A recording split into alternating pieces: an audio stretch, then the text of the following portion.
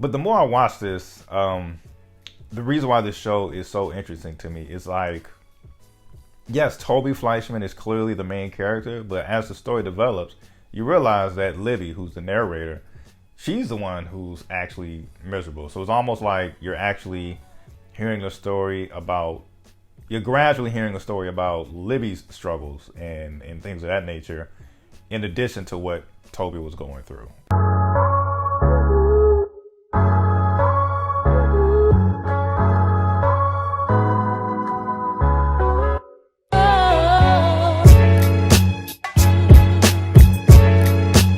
Hey, what's going on, folks? Another episode of Just My Opinion with Ryan, aka Ryan Reviews Everything. Let's get right into it, man. Just finished watching the latest episode of Fleishman is in Trouble. And I know I've been skipping around when it comes to some of the recaps, but I'm trying to get better, more consistent. Of course, consistency is key. But yeah, let's get into this episode. This one was called, This Is My Enjoyment, which is, in this episode, is an acronym for time. And damn it, man. Let's start from the beginning, man. So yeah, we definitely see the main character, Toby Fleishman. He's trying to get his life back in order. His life is actually getting back in order. He's having a better relationship with his kids. Spending more quality time with his kids. His daughter isn't so much of a jerk to him anymore. Things are just on the up and up. But of course, with any show, you just sit and anticipate, okay, where's the shit show going to come from if everything is going so well so far. And we definitely see it. He gets a hint, he gets a call to, meet his supervisor or, whatever the case, at work the next day. He gets so excited that he thinks it's going to be a promotion, and unfortunately it is not. He is informed that someone else that he went to medical school with actually got the job over him. And when he asked for explanation, he's told, well, I mean, the last 3 weeks you took so much, leave, like you were hardly in the office, and this, that, and the third. This was the time to really show, how bad you really wanted it. And I felt sad for Toby because it's like, dog, these were all family emergencies. And I'm sure if you try to, relate that to real life, I'm sure that just builds that much more resentment to, the deadbeat co-parent, the ex-wife, Claire Danes' character in this show, which has been a no-show since second episode or whatnot. So I'm sure like all that resentment has to build up towards, your ex-wife, but yeah, that was definitely tough to watch. But we definitely see other things that I thought was so dope about this episode, like he still, after trying to get over that, he still wants some other type of normalcy in his life. For example, just to backtrack a little bit, one of the, I guess, more consistent jump offs or flings that he has from the dating apps, he is trying to get so much more normalcy in his life that he wants to actually go on a date. She's not trying to hear all that. You know what it is when you come over. She's like, hey, you know what it is when you come over here. We can, we can have sex, but we're not going on a date. And of course, that is because if you saw the previous episode, she explains to him that, she found out that her husband is gay. And although they didn't officially get a divorce, they pretty much have like this open marriage, this open long distance marriage. Where like the only arrangement is when it comes to like certain big events that they just need to pretend to still be a happily married couple, something along those lines. But anyway, and that was also a big step for Toby because he was just like, you know what? I'm really just looking for some normal shit in my life right now. And, for you to rather us just continue to have this sexual relationship without building to like, dating or something like that, that's kind of backwards to me. And he was just like, yo, it's actually, easier to take a woman out on a date than to sleep with her. So this is kind of weird to me. But, he stuck by his guns and was like, I just got to back out. I got to fade away. I can't do this anymore. And they just seem to respect that out of each other.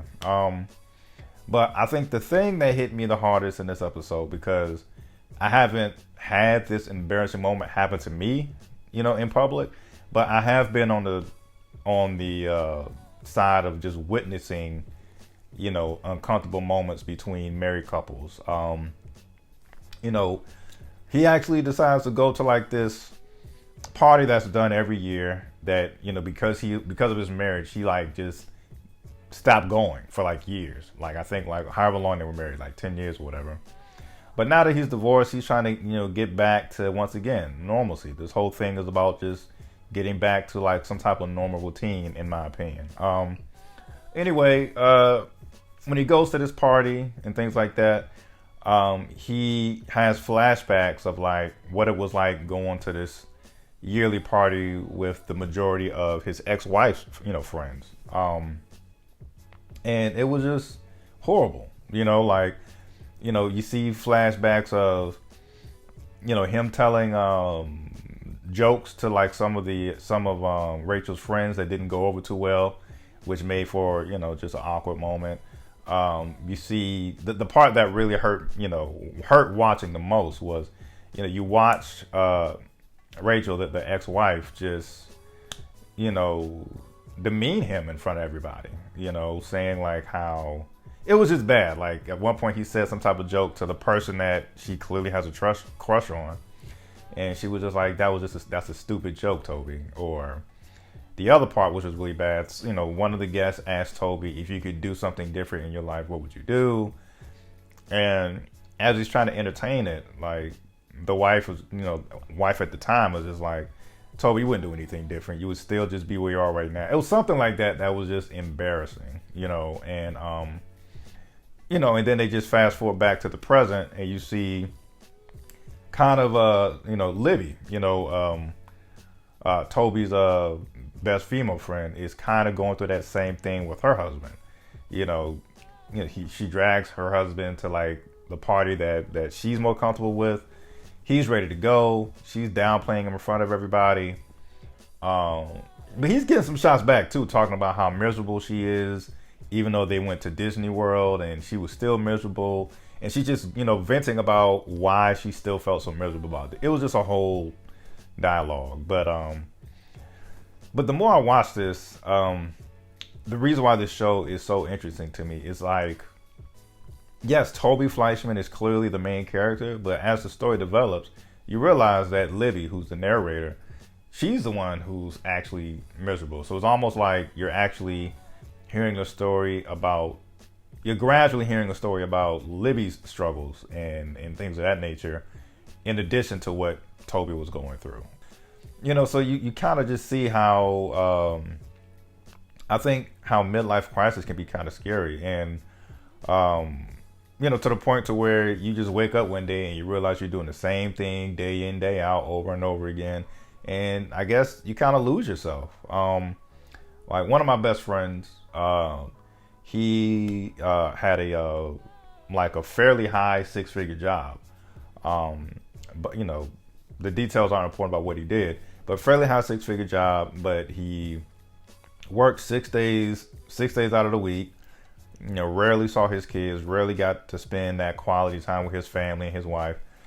And like one day he was like, you know what, folks, I'm going to quit. He gave us like the announcement of when he's going to quit and how he's going to do it and things of that nature.